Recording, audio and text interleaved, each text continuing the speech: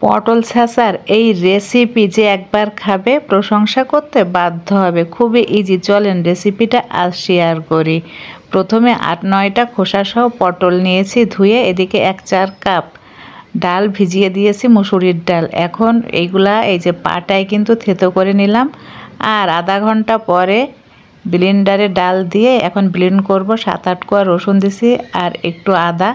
তো ব্লেন্ড করা হয়ে গেছে, শিলেও করা যেতে পারে।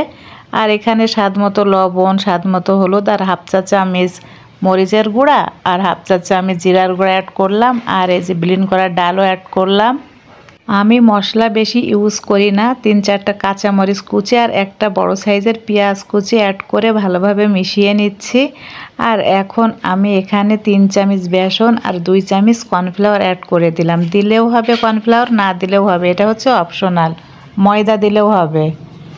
এখন মূল রান্নায় চলে আসলাম।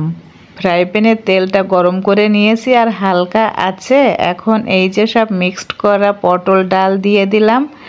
এপিঠ ওপিঠ হালকা আছে ফ্রাই করে নিতে হবে। বিশ্বাস করেন এতটা মজা হয়েছে বলে বোঝানো যাবে না। আপনারা অবশ্যই ট্রাই করবেন আর এর স্বাদ আপনারা কখনোই ভুলবেন না। এত মজা, এত টেস্টি।